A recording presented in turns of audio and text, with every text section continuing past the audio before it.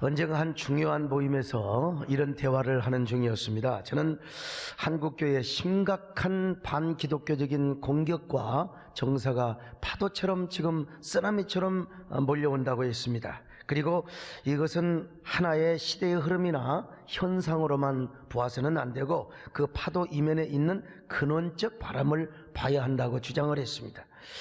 한국교회가 그때그때 사안에 따라서 이걸 막고 또 저것 막고 이것 막고 저것 막는 식으로 따라가게 되면은 안 되고 그 공격의 뿌리와 바람, 즉 사상과 철학적 배경이 무엇인가를 알아야 한다고 했어요. 그러면서 제가 철학적인 흐름, 후기 구조주의, 포스트 모더니즘, 그리고 네오막시즘을 이야기합니다. 그랬더니 어떤 분이 저에게 이런 얘기를 하시는 거예요. 소 목사, 너무 그렇게 심각하게 생각하지 마시오. 모든 시대마다 교회는 어려움이 있었고 또 핍박이 있었는데 절대로 하나님의 교회는 망하지 않습니다. 성경에서도 절대로 음부의 권세가 교회를 이길 수 없다고 했지 않습니까? 너무 그렇게 심각하게 생각하지 마시오. 제가 이 얘기를 듣고 마음속에 버럭 화가 나는 거예요. 어쩌면 그렇게 시대적으로 무책임한 발언을 할 수 있단 말인가? 하나님의 교회는 망하지 않죠. 그러나 로컬 처치는 여러분 망할 수 있다는 걸 아셔야 돼요. 물론 여러분 오늘 성경에서도 분명히 음부의 권세가 교회를 이길 수 없다고 이야기했습니다. 주님의 반석 위에 세운 교회를 어떻게 음부의 권세가 이길 수 있겠습니까? 마태복음 16장 18절 보실까요? 시작. 또 내가 네게 이르노니 너는 베드로라. 내가 이 반석 위에 내 교회를 세우리니 음부의 권세가 이기지 못하리라. 음부의 권세가 절대로 주님의 교회를 이길 수 없습니다. 그런데 이 말씀은 시몬 베드로가 주는 그리스도시오 살아계신 하나님의 아들이시니다 이렇게 고백을 한 후에 주님이 말씀하셨어요. 그래서 많은 사람들이 이 반석은 바로 뭐냐?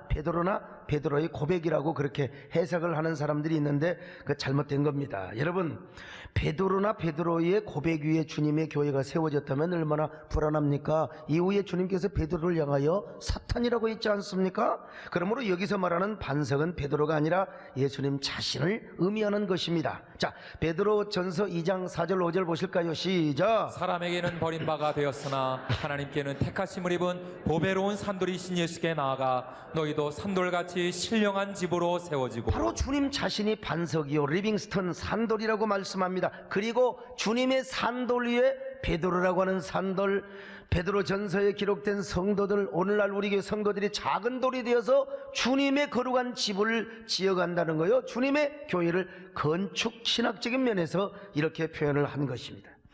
그러므로 예수 그리스도라고 하는 반석 위에 주님의 신령한 집과 몸된 교회가 바로 세워진다는 거죠. 이 교회가 뭐요? 우주적인 교회요, 킹덤으로서의 교회를 의미하는 것입니다. 그리고 이 교회는 복수가 아니라 단수로 기록되어 있습니다. 자, 그러니까 이 교회는 로컬 처치가 아니라는 것이죠. 유니버설 처치요, 그리고 우주적인 교회요, 또 뿐만 아니라 킹덤 처치를 의미하는 것입니다. 따라서 교회는요 두 가지 종류가 있는데, 하나는 바로 킹덤 교회, 우주적인 교회가 있는가 하면은 이게 단수지요. 그런데 복수로서의 교회, 로컬 처치가 있습니다. 자, 예를 들어서 고린도 교회라든지 에베소 교회라든지 서머나 교회라든지 이런 로컬 처치가 있습니다. 성경에 보면 이러한 교회는 다 이름으로 표현이 되어 있고요, 그리고 복수로 기록되어 있는 것을 볼 수 있습니다. 자, 요한계시록 1장 11절을 보실까요? 시작. 이르되 내가 보는 것을 두루마리에 써서 에베소, 서머나, 버가모, 두아디라, 사대, 필라델피아, 라우디게아 등 7교회에 보내라 하시기로. 자, 2장 29절 같이 보실까요? 시작. 귀 있는 자는 성령이 교회들에게 하시는 말씀을 들을지어다. 자, 여러분, 이런 로컬 처치가 있어요. 교회들에게 하시는 말씀을 들을지어다. 그러면 이 로컬 처치가 영원한가? 그렇지는 않아요. 지난주 우리 교회 성도들이 이제 성지순례 팀이 소아시아 교회를 방문하고 왔는데, 그 로컬 처치가 영원하면 소아시아 교회가 영원하죠. 그런데 지금 가보면은 무엇밖에 없어요? 잔재밖에 없습니다. 뺐다고밖에 없어요. 교회가 망하지 않는다면 그 교회가 지금까지 존재해야 되지 않겠습니까? 그러므로 여러분, 세계 역사를 보면은 우주적인 교회, 하나님의 킹덤으로서의 교회는, 단수로서의 교회는 망하지 않지만 여러분, 지역교회는 얼마든지 쇠퇴할 수 있고 망할 수 있다는 걸 아셔야 돼요.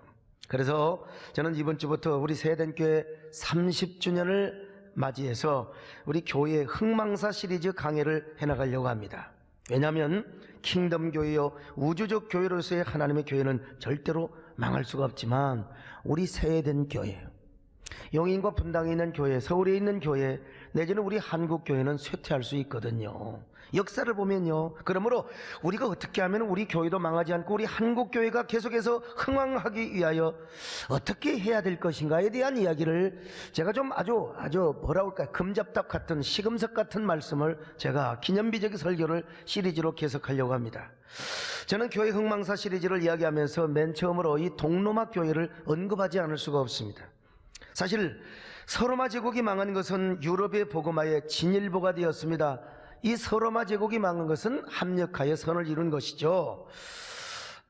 이 서로마 제국을 멸망시킨 세력은 여러분 잘 아시죠? 게르만족입니다. 게르만족. 그러나 훗날 게르만족의 왕이 크로비스가 세례를 받으면서 게르만족이 거의 통째로 짧은 시기에 아주 집단적 구원을 받게 된 것이죠. 그래서 지금도 이 프랑스의 행스 성당에 가면은 크로비스의 세례받는 그런 장소를 기념해서 지금도 그 장소를 보존해 놓은 것을 볼 수 있습니다. 참으로 위대한 사건이었죠. 오늘 우리도 우리가 여러 사람을 전도해야 되지만 가끔 큰 고기가 있습니다. 영향력 있는 사람을 전도한다는 게 얼마나 중요한지 알 수가 없습니다. 여러분 전도하시면서 하여간 영향력 있는 사람을 전도하는데 크게 쓰임받는 여러분 되시기를 축원합니다. 그러나 여러분 동로마 제국은 달랐습니다. 동로마 제국이 어떻게 멸망한지 아십니까? 1453년 5월 29일 이슬람의 오스만 투르크에 의해서 동로마 제국은 아주 비참하고 처참하게 무너졌습니다. 삼중으로 되어 있는 저 성벽이 완전히 지금 황성애터가 되었어요. 제가 저기 가서 우리 교인들하고 황성애터 노래를 불렀다는 사실 얼마나 허무하면 그건지 한번 보여줘야 될 텐데 말이죠. 어떻게 무너진 줄 아세요? 그 무너지는 모습이 정말 얼마나 참혹했는 줄 아십니까? 지금도 이스탄불의 파노라마 박물관에 가면은 당시 콘스탄틴 성벽이 어떻게 비참하게 처참하게 무너졌는가를 영상으로 잘 재현을 해놨습니다. 여러분 저 성이 무너져갈 때 메흐메드 2세는 오스만 투르크 군사들에게 3일 동안 어느 집에든지 가서 약탈을 해도 좋아, 부녀자들을 겁탈을 해도 좋다고 이렇게 말합니다. 그러자 오스만 군사들은 이 사냥감을 차지하기 위하여, 먹잇감을 차지하기 위하여 나무를 타는 표범처럼 성벽을 기어 올라갑니다. 그리고 야수처럼 집집마다 쳐들어가서 막 금부치를 약탈을 하고 모든 돈을 다 여러분 약탈을 합니다. 부녀자들을 겁탈하기 위해서 막 자기 군사끼리 싸워요. 이제는요 서로 이쁜 여자들을 차지하기 위해서 군사들이 막 양쪽으로 팔을 잡아당기니까 팔이 떨어져 나가기도 하고, 너무 부드럽고 하얀 그 살결을 만지기 위하여 여러분 부위별로 이 팔을 잘라가지고 자기 것으로 만들어요. 이 얼마나 처참합니까? 그 사랑하는 우리로 말하면 그 형제 자매들, 특별히 청년부들, 고운 날이 따온 섹시들이 말이요 전부 다 예수 믿는 귀부인들이요 전부 다 팔이 잘려나가고 가슴이 잘려나가고 말이죠. 그리고 교회 사제들은 목배임을 당하여 죽습니다. 예배당에 쓰던 휘장을 찢어서 어린아이까지 밧줄로 묶어가지고 세상에 다 노예로 끌고 갔습니다. 동로마가 망하니까 동로마에 있었던 약 6,000개의 성당이 전부 다 이슬람의 사원이 되었고요, 콘스탄티노플 100여 개의 거대한 성당들이 다 이슬람의 사원이 되어버리고 말았어요. 대표적으로 그 우라만 성소피아 성당, 세상에 저거요 유스티아누스 대제가 저걸 지어놓고 뭐라고 고백한 줄 아세요? 솔로몬 왕이여, 내가 당신을 이기었어. 내가 당신보다 더 위대한 우라만 성전을 지었다는 것입니다. 그런데 AD 381년에 지었던 AD 381년에 성삼위 교리를 확정을 냈던 이레네 교회도 이슬람의 사원이 되었다는 사실을 여러분 역사적으로 아셔야 돼요. 뿐만 아니라 지금 완전히 99.9% 이상이 전부 다 이슬람화가 되었다는 걸 여러분 아셔야 돼요. 자, 이렇게 보면 동로마 교회가 다 망한 거예요. 다 망했어요. 저는 이번에도 이스탄불을 다녀오면서 가슴이 미어졌습니다. 저는 가끔 터키 항공을 타는데 터키 항공을 타도 가슴이 미어집니다. 왜? 그 화면에 성소피아 성당, 지금은 이슬람의 사원이 되고 박물관이 되어버린 그 모습을 보여줘요. 목사로서 여러분 얼마나 가슴이 아프겠습니까? 이것은 러시아 교회도 마찬가지입니다. 볼셰비키 혁명이 일어나서 러시아에 있는 교회들이 다 무너졌어요. 다 무너졌어요. 예컨대 이 상트페테르부르에 있는 카잔 성당은 무신론 교육 장소와 음악회를 여는 장소로 쓰여졌어요. 교회가 무신론 교육 장소. 또 뿐만 아니라 예수 그리스도의 피로만 구원을 받는다는 피의 교회가 있는데요, 이 성당은 공산당이 감자를 보관하는 감자 창고로 여러분 썼다는, 우리 대한민국이 무너지면 우리 세해된 교회도 여러분 뭐예요? 감자 창고, 고구마 창고, 쌀 창고로 쓰임 받는 거예요. 저 여러분 성전의 내부를 한번 보여줘 보세요. 얼마나 아름다운지 몰라요? 저 교회의 화려한 그림들이 물론 동로마 이 그리스 정교이기 때문에 그림을 숭상하지만은요, 어쨌든 저런 아름다운 성전이 수십 년 동안 감자 창고로 쓰임 받았다. 교회가 망하니까 그렇습니다. 그러니까 교회는 시대시대 어려움을 당하였고, 그렇지만은 하나님의 교회는 망하지 않는다. 그러므로 너무 소목사 신경 쓰지 마라. 여러분, 이런 무책임한 소리를 하면은 안 된다 이겁니다. 근데 여러분, 반대로 교회가 흥할 때도 있습니다. 여러분은 미국 교회의 부흥의 역사를 아십니까? 사실 미국 교회 부흥 역사도요, 몇 사람으로 시작되는 걸 알아야 할 필요가 있어요. 우리 세해된 교회, 우리 세해된 교회 부흥에도, 그리고 한국 교회 부흥 역사에도 몇 사람으로 시작된다는 거, 여러분들이 그 몇 사람의 주인공이 되시기를 축원합니다. 미국 교회 부흥을 이야기할 때 조나단 에드워드, 조지 휘필드, 찰스 피니, 무디 등을 거론하지 않을 수가 없습니다. 물론 현대에 와서는 얼마 전에 소천하신 빌리그램 목사님을 이야기하지 않을 수가 없어요. 이 빌리그램 목사님 참 생전에 연인은 2억 6천만 명에게 복음을 전했고 1,000만 명 이상 결신을 시켰어요. 시대에 그렇게 보기 드문 위대한 부흥 전도자가 참 그리운 때죠. 우리 한국에는요, 어쩌면 빌리그램보다도 더 위대하신 조영규 목사님이 계셨어요. 이분이 이 노년에 많은 상처를 입으셨습니다만은, 어쨌든요, 이 빌리그램에 앞서 미국은 1차, 2차 대각성 전도 운동이 일어난 것입니다. 자, 그런데 이 조나단 에드워드를 통해서 얼마나 위대한 부흥운동이 일어난 줄 아십니까? 찰스 피니와 그리고 휘필드를 통해서도 마찬가지입니다. 이런 사람을 통하여 일어난 미국 교회 부흥운동을 미국의 대각성운동이라고 그렇게 표현합니다. 특별히 조나단 에드워드 목사님은 14살 때 에일 대학을 입학합니다. 그리고 17살 때 졸업을 하여 20세 때 신학박사학위를 받습니다. 참 어쩌면 이렇게 머리가 좋은지 몰라요. 그리고 이렇게 깊고 그래서 아주 심오한 지적 영적 설교를 함으로써 당시 지성인들과 영적으로 갈급한 사람들에게 그야말로 아주 그냥 칼에리한 설교를 하였던 거예요. 특별히 1744년도에 진노하시는 하나님의 소나기에 있는 죄인이라는 설교를 했는데, 이 설교 한 편이 미국 대각성 운동에 불을 지펴서 미국의 전역으로 부흥의 불길을 일으켰던 아주 엄청난 설교였습니다. 조지 휘필드도 마찬가지입니다. 조지 휘필드는 원래 영국 사람이었는데 배를 타고 미국에 7번이나 와서 대각성 영적 부흥회를 인도했습니다. 조나단 에드워드가 아주 깊고 예리한 설교를 하였다면, 휘필드는 아주 감성적이고 웅변적이고 아주 열정적인 야성의 설교를 하였습니다. 당시 미국인의 80%가 그의 설교를 한 번 이상 들었고 1천만 명 이상이 그의 설교를 인하여 회개를 하고 뒤집어지고 완전히 꼬꾸라졌다는 것입니다. 근데 이게 누구로부터 여러분 시작된 줄 아십니까? 우리에게 잘 알려지지 않는 한 목사님이 계시는데, 길버트 캐넌트 목사라는 분입니다. 이분으로부터 여러분 영적 각성이 시작이 되었어요. 그는 에일대를 수석으로 졸업한 목사입니다. 그러니까 여러분, 에일대 수석이라 천재 중에 천재지요. 그런 그가 실력도 좋고 스펙도 좋으니까 교회를 개척하면 막 사람들이 막 인산인해로 몰려들 줄 알았습니다. 그런데 그런 예상은 완전히 빗나갔지요. 그래서 젊은 날 엄청난 고민과 갈등을 많이 했어요. 여러분, 저도 마찬가지입니다.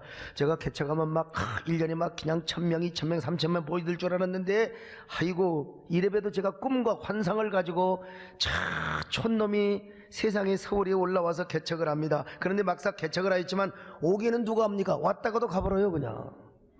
뭔 놈의 설교가 저렇게 싸납고 거칠디야. 막 사투리는 또 오매 그냥 세상에 환장하게 해버려 그냥. 그리고 막 설교를 그냥 사납게 하니까 말이요, 그래서 왔다 간 사람들을 보고 내가 절망의 통곡을 냈던 거요. 이야, 가는 사람한테 그냥 왜 가냐 왜 가. 얼마나 많은 상심과 절망의 강을 건너야 했는지 몰라. 케넌트 목사님도 마찬가지입니다. 근데 어느 날 그가 프레밍 하이젠 목사의 설교를 듣고 감동을 받았습니다. 이 프레밍 하이젠 목사님은요, 에일대를 졸업한 사람도 아니고 아주 평범한 사람인데 이분이 성령을 체험한 거예요. 하나님의 놀라운 부흥을 경험한 것입니다. 그래서 성령 충만함으로 여러분 설교를 하면서 부흥운동을 시작합니다. 그래서 그 목사님의 설교를 듣고 케넌트 목사님이 완전히 꼬꾸러져 버렸어요. 그래서 마침내 케넌트 목사님은 하나님의 은혜를 체험하고 부흥운동의 선구자가 된 것입니다. 그래서 저 미국의 뉴저지에서부터 남부 버지니아 이르기까지 막 부흥의 물결이 파도치게 하고 여러분 부흥의 바람을 불게 했던 거예요. 이때 조나단 에드워드가 케넌트 목사로부터 감동과 영향력을 받고 그리고 본격적인 1차 대각성 운동을 이제 시작하게 됩니다. 심지어는 영국의 휘필드까지 와가지고 말이죠, 이분에게 감동을 받고. 그러니까 이 조지 휘필드와 그리고 이 누구죠?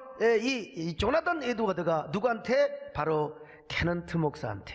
근데 케넌트 목사는 누구한테? 프레링 하이젠 목사님, 그러니까 이 영적인 족보가 있는 것입니다. 여러분도 아무튼 간에 영적인 축복의 족보를 이루시기를 바랍니다. 신년 축복성회의 그 주제대로 축복의 족보에 등재되며 아름다운 부흥의 족보를 이루고 축복의 족보를 이루어 나가시기를 주의 이름으로 축원합니다. 자, 미국의 1차 대각성 운동은 1735년부터 1755년까지 일어난 운동인데 교회마다 여러분 그냥 그 냉랭한 심령이 막 그냥 불이 지펴진 겁니다. 오늘 여러분요, 냉랭한 사람들은 졸음이 와가지고요, 아이고 설교 언제 끝나냐, 이런 사람의 눈에 그냥 뭐요, 그냥 막 불이 그냥 붙어지시기를 축원합니다. 여러분의 심장에 막 성령의 불결이 막 타오르시기를 바랍니다. 미국의 동부에 막 이런 거룩한 부흥의 불길이 일어났어요. 그러다가 또 때가 되면요, 어느 정도 시간이 지나가면 또 한동안 부흥운동도 침체기가 옵니다. 침체기가. 이때는 이제 인본주의와 이성중심의 근대화 운동이 일어날 때가 아니겠습니까? 그래서 거룩한 하나님의 나라 운동보다 인간의 이성과 지성 그리고 쾌락이 중심이 되는 문화를 이루고 도시를 이루었습니다. 그러다가 마침내 또 얼마 후에 2차 대각성 운동이 일어납니다. 2차 대각성 운동은 1790년부터 1840년대까지 한 50년 동안 막강. 근데 이 중심에 있었던 사람이 누구냐? 찰스 핀입니다. 이번에 위대한 학자가 아니요, 에일대를 나온 사람, 이런 사람이 아니요. 원래 이 사람은요, 이 교회 성장학자들은 현대 부흥운동의 아버지라고 부를 정도로 열정적인 기도의 사람이요, 부흥의 사람이요, 설교의 사람입니다. 원래 이 사람은 변호사였어요. 원래 신학을 하는 사람이 아니요. 근데 어느 날 기도하다가 성령 체험을 하고 하나님의 놀라운 임재를 경험합니다. 그가 성령 체험을 하고 나타났을 때요, 얼굴이 얼마나 광채가 나든지 여러분 그 친구들이 보지를 못했어요. 세상에 보지를 못했대요. 나도 언젠가 얼굴이 막 광채가 나가지고 우리 성도들이 어메메 목사님이다, 좀 이런 때가 왔으면 좋겠어요. 아이고 내가 막 하면 아이고 목사님 뭘 원하세요? 헌신할게요. 전도할게요. 좀 이럴 때가 있으면 좋겠어요. 비웃는 사람들은요, 언젠가 이럴 때가 있을 줄로 저는 확신합니다. 여러분요. 근데 그가 집회를 하는 곳마다 놀라운 회개와 부흥의 역사가 나타납니다. 그래서 교회에서 집회하기보다 당신은 뭐 천막 집회, 광장 집회, 야외 집회를 하는데 그가 집회를 가는 곳마다 술집이 문을 닫습니다. 극장이 문을 닫아요. 마약 갱단 탈 것 없이요, 칼을 가지고 와서 회개를 하고 무릎을 꿇고 여러분 교도소가 텅텅 빌 정도가 놀라운 부흥의 역사였습니다. 그래서 다시 한번 미국을 부흥의 바람, 은혜의 물결로 가득 차게 한 것입니다. 그 바람으로 인해서 미국의 동부뿐만 아니라 미국 중남부 지역에 이르기까지 막 부흥의 불길이 타오르게 되었던 것입니다. 그리고 2차 대각성 운동 때문에 세계 선교 운동의 초석이 이제 놓여지게 된 겁니다. 근데 미국의 2차 대각성 운동에 동기가 있습니다. 여러분 참 희한한데요, 이 조나단 에드워드의 손자인 티모시 드와이트라는 사람이 에일대 총장이 되어서 에일대의 채플에서 설교를 하는데 학생들 3분의 2가 다 일어나서 통의하고 자복을 하는 거예요. 막 자신들의 죄를 고백하면서 말이죠. 아니 조나단 에드워드의 손자인 티모시 드와이트 총장이 그런 2차 부흥운동에 불을 지폈다는 것입니다. 이런 걸 보면요, 영적 대각성 운동에도 족보가 있다는 거예요. 1차는 조나단 에드워드가, 2차는 그의 손자 티모시 드와이트가. 물론 예순주의긴 하지만요, 참 이렇게 보면은 위대한 족보를 이루었어요. 여러분, 다시 한번 강조합니다. 여러분, 전도의 부흥의 축복의 모든 거룩한 운동에 여러분들이 족보의 족장이 되시기를 축원합니다. 여러분이 근원이 되시기를 바랍니다. 여러분 자녀들과 손주들은 어디를 가도 전도하며 교회를 세우며 교회를 일으키며 부흥운동을 하며 각성운동을 하는데 그런 퍼스트 무버가 될 수 있기를 바랍니다. 자, 그런데요, 이보다도 더 인상 깊고 충격적인 부흥운동이 발원되는 곳이 있어요. 에일대는 유명한 대학이라고도 하지만은 그렇지 않는 대학이 있었거든요. 매사추세츠주 저 북서쪽에서 윌리엄스타운이라는 조건 마을이 있는데 그곳에 윌리엄스 대학이라는 곳이 있어요. 저건 제가 말씀드렸죠. 미국의 2차 대각성 운동이 막 시작하고 있는데 1806년 이 대학생의 학생들 5명이 풀밭에서 기도를 하고 있어요. 우리가 은혜 받자, 성령 받자. 갑자기 비가 쏟아졌는데 학생들은요, 비를 피해서 건초더미에 가서 여러분 기도를 계속하는 것입니다.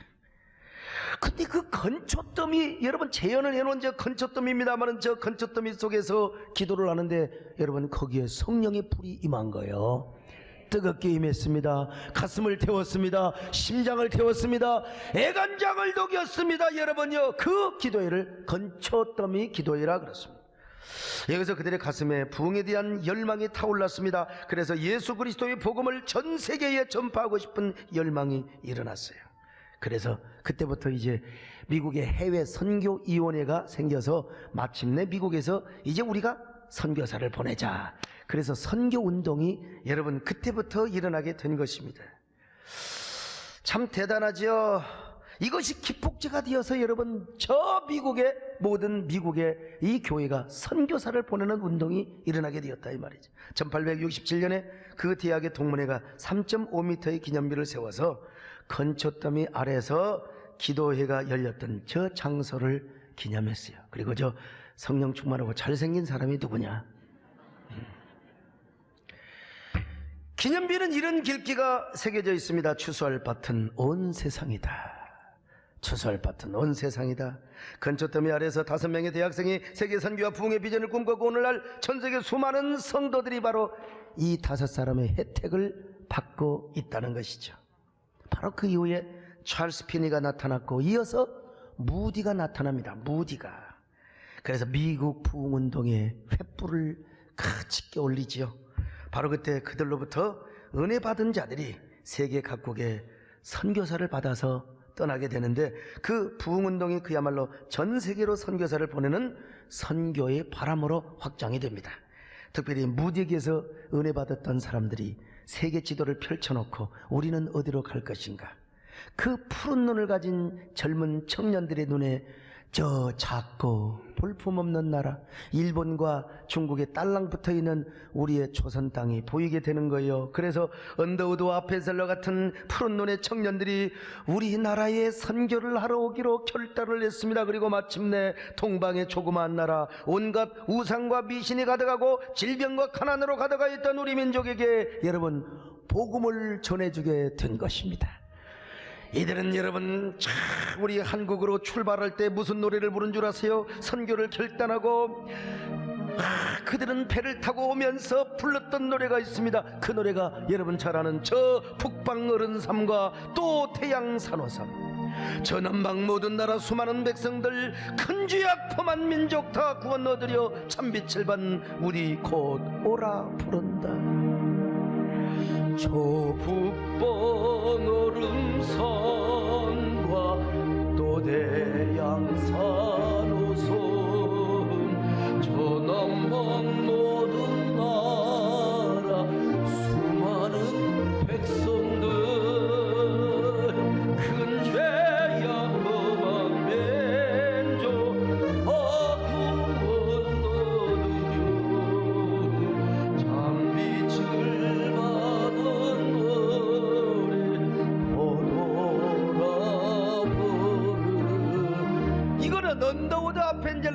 노래가 아니라 오늘 우리의 노래가 되어서 주여 우리도 주님이 원하시면 이러한 복음 전도자가 되게 하여 주옵소서.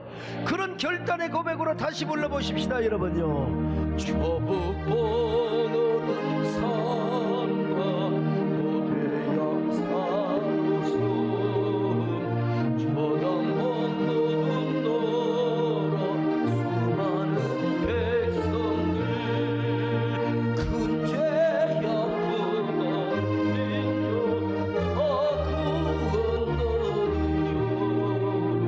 참빛을 받은 우리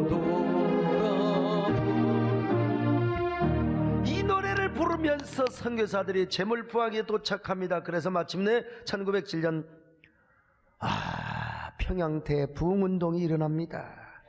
그 부흥운동의 결과로 기생과 헐락의 도시 평양이 기생집이 문을 닫고 술집이 문을 닫는 거룩한 동방의 예루살렘으로 바뀌어지게 되었고, 그 부흥의 불길은 여러분 전국으로 퍼지게 되지요. 이렇게 역사를 볼 때 교회가 흥할 때도 있고 망할 때도 있어요. 그렇다면 오늘 지금 우리 세해된 교회는 지금 어떤 위치에 있는가? 전성기인가? 아니면 내려가고 있는가? 전성기로 올라가고 있는가? 우리 한국교회는 어떤가? 미래학자 최윤식 박사에 의하면 우리 한국교회는 잔치하는 시대가 끝났다는 거예요. 잔치. 교회 전성기가 끝났다는 말 아니겠습니까? 여러분, 우리가 잔치는 언제 합니까? 이혼 후고 잔치합니까? 아들 죽고 나서 여러분 잔치합니까? 대학교 떨어지고 나서 잔치해요? 잔치는 아들이 좋은 대학에 합격하든지 장가가고 시집가든지 고시에 붙었든지 여러분 그럴 때 잔치를 하는 거 아니겠습니까? 미래학자가 잔치가 끝났다고 하면은 잔치가 끝난가요? 전성기가 끝났다는 거 아니겠습니까? 지금도 보면 한국교회 경사스러운 일은 없고 계속 얻어터지고, 그런데 이런 상황에서도 아직도 정신 못 차리고 잔치만 하려고 하는 사람이 있습니다. 여러분, 지금 잔치는요 전성기 때 하는 겁니다. 그건 역사의식이 없고 안목이 없어서 그래요. 그런 의미에서 우리는 그래서 자꾸 우리가 역사 인식을, 역사 지능이 높아야 되고 역사 공부를 해야 되는 이유 몇 번 제가 강조합니다만은요, 우리가 역사의식을 갖고 역사 공부를 하면은 세 가지 결과를 얻을 수 있는데, 첫째로 나는 누구인가 정체성을 가져요. 여러분도 이 말씀을 들으면서 나는 누구인가, 그리스도인의 정체성, 우리 세대교회 정체성이 확실하게 세워지시기를 바랍니다. 맨날 그냥 삐지만 안 나오고 또 위로받고 뭐 그런 교인도 없는 것보다는 낫지만, 그래도 여러분 나는 이 시대에 어떤 그리스도인으로 살아갈 것인가, 자신의 정체성을 확실하게 확립하시기를 축원합니다. 두 번째, 나는 어떤 사람인가 자존감을 형성시켜줘요. 이 교회 흥망사 시리즈 말씀을 들으면서 나는 어떤 사람으로 존재하는가, 이 자존감, 적어도 자존감을 여러분 가져야 될 게 아니겠어요? 우리가 역사를 통해서 반면 교사를 삼고요, 자화상을 봄으로써 그리스도인으로서의 자존감이 형성이 돼야 돼요. 세 번째, 나는 어떻게 살고 무엇을 위하여 살아갈 것인가, 사명의식을 고취시켜줍니다. 나는 어떻게 살아가야 될 것인가, 그냥 예배당만 왔다 갔다 주일날 그냥 교회만 왔다 갔다, 아니요. 이제 30주년을 맞이해서 우리도 이제 해야 될 일이 있고, 내가 어떤 데 쓰임을 받을 것인가, 나는 이래봬도 교회 생태계를 지키고, 그리고 나는 교회를 세우는 처치 플랜터, 하나님의 거룩한 이 왕국으로서의 교회죠. 킹덤 교회를 세우는 킹덤 빌드가 되리라, 이런 사명감을 가지시기를 축원합니다. 제가 이번에 교회 흥망사 시리즈를 기획한 것도 한국교회가 교회사에 드러난 뼈아픈 패망사를 알아야 우리가 다시 이 전체를 밟지 않아요. 우리 교회도 마찬가지입니다. 세대교회도 마찬가지. 이렇게 해야지요. 교회는 망하지 않습니다. 그거 너무 신경 쓸 필요 없습니다. 그건 나는 내가 볼 때는 시대적인 사명감도 없고 무책임하다는 소리로 나는 들려졌어요. 반대로 우리가 교회사에 있었던 찬란한 부흥사를 알면 다시 도약할 수 있는 대안과 전략을 우리가 교훈받게 되는 것입니다. 따라서 시대의 흐름과 역사적 안목으로 볼 때 지금 한국교회가 잔치하고 이벤트할 상황이 아니라는 거예요. 뭐 필연적으로 해야 될 때는 해야 되겠지만, 어떻게 잔치를 할 것인가 라는 것보다는 어떻게 지금의 난관을 헤쳐가고 위기를 벗어나 다시 흥왕의 길, 다시 전성기의 길로 가게 될 것인가, 이걸 우리가 모색해야 되는 겁니다. 여러분 교회는 반드시 흥해야 됩니다. 교회는 반드시 망하면 안 됩니다. 왜냐, 여러분 우리 한국교회가 우리 민족의 심장이 되어야 되고 축복이 발원이 되어야 되기 때문에 그렇습니다. 교회가 잘 되어야 민족도 잘 되고 백성도 여러분 복을 받게 됩니다. 여러분 믿으시기를 바랍니다. 입버릇처럼 제가 늘 하는 얘기지만 하버드 대학교 교수요, 그리고 세계 경제학의 석학이며 노벨 경제학상까지 받은 아마르티아 센 교수가 뭐라고 이야기합니까? 한 국가가 번영하고 국력이 신장되는 그 배후에는 기독교의 영적 부흥이 있었대요. 이런 얘기를 내가 하면 지가 목사니까 그러지. 에? 중국의 북경대학의 경제학 교수인 앤서 박사, 이 사회주의자입니다. 그런데 중국 내에서도 선교활동이 자유롭고 복음이 많이 전파되는 그곳에 이 경제가 자생적으로 잘 되더라는 거요. 영국교회를 보십시오. 영국교회가 흥왕하였을 때는 해가 지지 않는 찬란한 제국을 이루었습니다. 미국도 1차, 2차 대각성 운동 이후에 여러분 세계 최강국 인류 국가가 되었지 않습니까? 이렇듯 세계 어느 나라든지 교회가 일어나고 부흥하면 경제가 발전하고 국력이 신장된다는 건 우리나라도 마찬가지죠. 뭐 한국교회가 부흥하고 살아있을 때, 한국교회가 막 그냥 전성기 그럴 때 여러분 우리나라도 근대화, 산업화, 선진화를 이루는 정신적 영적 동력이 되고 진원이 되었다는 사실을 아셔야 돼요. 한국교회가 살아야 이민족도 살고, 한국교회가 살아야 이민족도 흥왕하고, 여러분 우리 한국교회의 심장이 뛰어야 이 한반도의 평화의 꽃길이 일어날 줄로 믿습니다. 독일 통일이 어떻게 됐는데 여러분요, 독일교회가 얼마나 아름다운 평화의 가교 역할을 했는데요. 최근에 빅토르 오르반 헝가리 부상이요, 부다페스트 왕국에서 진행된 국정연설에서 기가 막힌 황금 언어를 벌써 나와버렸네. 기독교는 유럽의 마지막 희망이다. 어떻게 오늘 아멘을 안 하시네? 기독교가 유럽의 마지막 희망이래요. 할렐루야. 기독교가 꼭 대한민국의 희망이다 이렇게만 이야기야 여러분 아멘을 하겠습니까? 유럽의 희망이, 여러분 일국의 수상이 국정연설에서 공개적으로 기독교가 유럽의 희망이라는 말을 했다는 게 얼마나 고무적이고 대단하고 얼마나 가치 있는 일입니까? 그런 국정연설에서 유럽 각지에 일어나고 있는 기독교 문화의 쇠퇴를 우려하고 있어요. 반대로 이슬람의 유입과 확산에 대해서 유럽 국가들이 적극 대응해야 된다는 겁니다. 여러분 헝가리가 어떤 나라입니까? 저도 비엔나 전투를 연구하기 위해서 부다페스트를 방문하여 제가 이 부다페스트의 역사를 연구한 적이 있습니다. 그때 현지 선교사님이 얘기를 들어보니까 헝가리가 철저하게, 이게 사실 뭐 조금 해석이 엇갈릴 수도 있는데 반이민 정책을 왜냐? 이슬람의 유입을 막기 위해 하는 거예요. 네. 사실 헝가리도 동로마 제국에 속했던 기독교 국가였는데 헝가리가 오스만 투르키의 패망을 하고 지배를 받으면서 처참하게 짓밟혔습니다. 그리고 공산화가 되고 나서 얼마나 짓밟혔습니까? 그런 역사를 알기 때문에 기독교가 얼마나 중요하고 교회가 얼마나 중요한가를, 그래서 어떻게든지 기독교를 지켜야 된다. 그리고 유럽의 마지막 희망은 기독교라고 국정연설에서 이야기를 했어요. 참, 그들도 과거 역사를 보면 한동안 이슬람의 백개를 들고 오스만 투르크와 사돈 관계를 맺으면서 그들을 환영하여 친이슬람 정책을 하다가 망했어요. 예? 무지해서 그런 거죠. 그래가지고는 잔인한 학살과 이 국가의 패망을 경험했거든요. 이런 뼈아픈 역사의 수치와 고난을 알기에 빅토르 오반 헝가리 수상이 전 유럽을 향하여 이렇게 외쳤습니다. 기독교가 유럽의 마지막 희망이 되어야 합니다. 참 여러분 그렇습니다. 교회가 부흥하고 번성할 때 국력이 신장이 되고 또 국가가 번성하게 된다는 사실, 그러므로 그런 의미에서 뭐 교회 자체가 대형교회 그런 말이 아니라 교회가 건강하여 이민족의 성장에 어떤 그 지름길이 되면서, 그리고 이 우주적인 교회뿐만 아니라 지역교회가 반드시 흥하고 건강하여 건강한 사회를 이루고 이 땅의 평화를 이루고 국력이 신장되는데, 이런데 귀한 정신적 영적 진원제가 되어야 된다는 겁니다. 여러분요, 그러기 위해서 우리가 이제 어떻게 해야 될까요? 복음을 전해야지요. 전도해야 됩니다. 내가 여러분 뭐 예배당을 크게 짓고 뭐 자꾸 그냥 뭐 무슨 교회 자체 성장을 위해 내가 이런 얘기를 하면은 또 성장주의 물량주의의 노예가 되었다고 할 수 있겠지만 저는 그런 의미에서 이런 얘기를 하고 있는 게 아니에요. 어쨌든 여러분 우리 모두 열심히 전도하시기를 바랍니다. 또 교회를 부흥시키시기를 바랍니다. 지역교회뿐만 아니라 우리 한국에 있는 우주적인 교회가 더 확장되고 부흥되어야 될 줄로 믿습니다.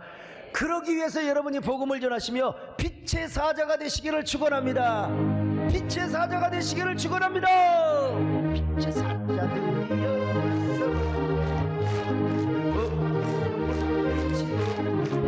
주의 질문 백성의 복음이 빛처럼 빛의 사자들이여 복음의 빛처럼 괴로워둔 맘 밝혀져 빛의 사자들이여 복음의 빛처럼 괴로워둔 맘 밝혀져 빛의 사자. 옆 사람 보고 인사 좀 하고. 어쩌면 이렇게 빛의 사자처럼 생기셨습니까? 빛의 사자가 돼야지 주일날 교회 와서 끄뻑끄뻑 그냥 어둠의 사자처럼 이렇게 보이면 되겠습니까? 한 번 더 하세요. 어쩌면 그렇게 빛의 사자 중에 사자는 라이언을 말하는 게 아니요. 네? 그러면 또 이렇게 아이고 우리는 빛의 사자만 되냐, 빛의 호랑이도 돼야지, 그 말이 아니라 엠베세이더. 여러분 다시 한번 하세요. 어쩌면 그렇게 빛의 사자 중에 사자 중에 사자처럼 생기셨습니까? 여러분 다 빛의 사자 되시기를 축원합니다. 자, 우리 남진 장로님 뭐 뒤에까지 하시는데 남진 장로님이요 막 그냥 다니시면서 부지런히 홍보대사 많이 하시기를 바랍니다. 부지런히 홍보대사 하시고 저기 어디요 우리 송대관 집사님 어디 오셨나요? 아무튼 송대관 집사님도 부지런히 오늘 노란 사스 입은 말 없는 그 노란 사스를 입고 오셨네요. 하여간 뭐를 해도 좀 튀어요. 우리 남진 장로님 또 가죽 잠바를 입고 오셨고요. 자, 근데 항상 다니시면서 빛의 사자 되시기를 축원합니다. 꼭 혹시라도 요즘 뭐 나이트에서는 안 부르시죠? 나이트에 가셔도 꼭 가셔서 빛의 사자 되시기를 바랍니다. 제가 역사를 연구해 보니까 교회가 흥황할 때와 망할 때의 특징이 있는데 그걸 말씀을 드리려고 하는 거예요. 흥하는 교회는 무엇을 붙잡았는가? 그리고 망하는 교회는 어떤 특징과 요소가 있는가? 앞으로 자, 이 주제를 계속해서 시리즈로 말씀을 드리게 될 텐데, 자, 첫 번째 요소, 어떤 특징과 요소가 있었는가? 여러분 잘 아시죠? 시간이 다가버렸어요. 그래, 여러분 다음 시간을 기대하시기를 바랍니다. 할렐루야.